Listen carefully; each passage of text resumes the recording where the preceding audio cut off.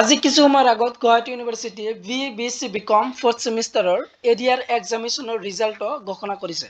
তো যিসকল student FIUGP 2023 বেচৰ তো তেওঁলোকে যিহেতু ইতিমধ্যে 6th সেমিষ্টাৰ কমপ্লিট কৰিছে, তো 6th সেমিষ্টাৰ কমপ্লিট কৰা ষ্টুডেণ্টৰ যদি কোনো ছাত্ৰ ছাত্ৰী 4th সেমিষ্টাৰৰ এৰিয়াৰ বা বেকলগ আছিল, তো তেওঁলোকৰ যিটো জুন মাহত এক্সাম দিছিল এৰিয়াৰ বা বেকলগৰ 4th সেমিষ্টাৰৰ সেই এক্সামিনেশ্যনৰ ৰিজাল্টটো আজি গুৱাহাটী ইউনিভাৰ্চিটিয়ে তোমালোকৰ ঘোষণা কৰিছে।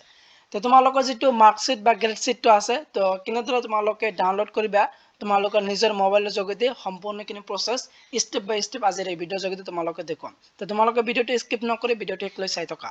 তো প্ৰথমে তোমালোকে কি কৰিবা, তোমাৰ নিজৰ মোবাইলৰ যিকোনো এখন ক্ৰম বা গুগল ব্ৰাউজাৰত যাবা, যাই হেনে তোমালোকে লিখিবা যে guwahati.samar.edu.in। তো এই লিংকটো যদি লাগে তেনেহলে ডেসক্রিপশন অথবা কমেন্ট পিনত লিংক দিয়া আছে, তাৰ পৰা তোমালোকে যাব পাৰে। এইটো সাৰ্চ কৰাৰ পাছত প্ৰথম যেটো ওয়েবসাইট আহিব student sign in student portal, তো এইটো আছে তোমালোকৰ অফিচিয়েল ওয়েবসাইট গুৱাহাটী ইউনিভাৰ্চিটি সামাৰ পোৰ্টালত। তো এইটো ক্লিক কৰাৰ পাছত তোমালোকৰ আগত তেনেদৰে আহিব গুৱাহাটী ইউনিভাৰ্চিটিৰ যে ষ্টুডেন্ট সাইন ইন।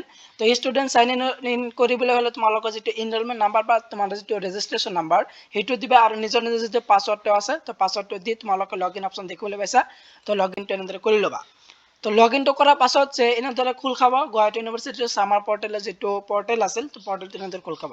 খোল খোৱাৰ পাছত তোমালোকৰ লেফট সাইডত যোনসকল ছাত্ৰ ছাত্ৰী মোবাইলৰ পৰা কৰি আছে, তো লেফট সাইডৰ পৰা লেফট সাইডত তোমালোকে তিনিটা ডট পাবা। তো তিনিটা ডটত ক্লিক কৰিলে তোমালোকৰ ড্যাশবোৰ্ড তেনেদৰে খোল খাব।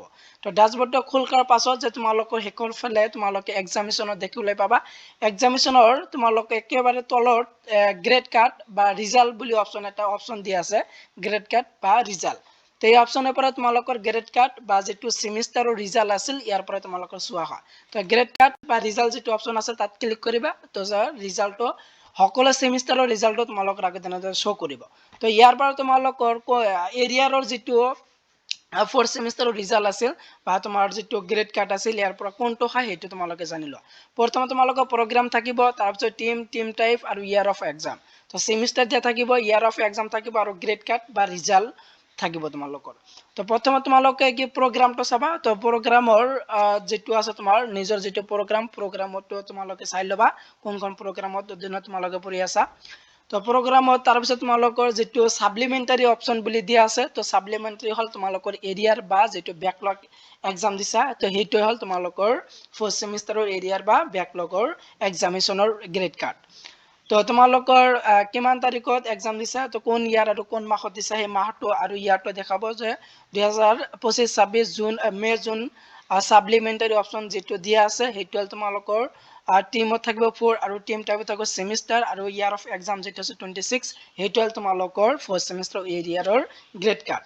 তো গ্ৰেড কাৰ্ড বা ৰিজাল্ট অপশন বি অপশন দিয়া আছে, তো বি অপশনে ক্লিক কৰিলে তোমালোকৰ যেটো গ্ৰেড কাৰ্ড বা মাৰ্কশ্বিটটো আছিল তো মাৰ্কশ্বিটটো খোল খাব। তাৰপিছত তোমালোকৰ ৰিইভ্যালুয়েশন একশন তোমালোকৰ এপ্লাই বুলি দিয়া আছে। তো এপ্লাই যেটো দিয়া আছে সেইটো হল তোমালোকৰ নতুনকৈ যি সেমিষ্টাৰ ৰিজাল্ট ডিক্লেয়াৰ কৰিছে সেইটো হল তোমালোকৰ সেমিষ্টাৰৰ ৰিজাল্ট। তো যদি তোমালোকৰ ৰিজাল্টত কিবা খেলি মেলি হৈছে তো তেনেহলে তোমালোকে ৰিইভ্যালুয়েশন কৰি সেইটো ঠিক কৰিব পাৰা, সেই অপশনটো ইয়াত দিয়া আছে। তো তোমালোকৰ যেটো গ্ৰেড কাৰ্ড বা ৰিজাল্ট বুলি অপশন দিয়া আছে বি অপশন, তো বিত ক্লিক কৰিবা। তো বিত ক্লিক কৰিলে তোমালোকৰ যেটো সেমিষ্টাৰৰ মাৰ্কশ্বিটটো আছিল তো মাৰ্কশ্বিটটো এনেদৰে খোল খাব। তো তোমালোকে মাৰ্কশ্বিটটো ভালদৰে চাই ল'বা যে তোমালোকৰ কোন কেইটা এৰিয়াৰ আছিল বা তোমালোকৰ CGPA কিমান আছে সেইটো তোমালোকে চাব পাৰা। তো ৰিজাল্ট অপশন দিয়া থাকিব, ৰিজাল্ট অপশন পাস বুলি দিয়া আছে, তো তেনেহলে তোমালোকে পাস কৰিছা। CGP পইণ্ট কিমান সেই পইণ্টটো তোমালোকে কবা, টোটেল ক্ৰেডিট পইণ্ট থাকিব, টোটেল ক্ৰেডিট তোমালোকৰ সকলোবিলাক থাকিব।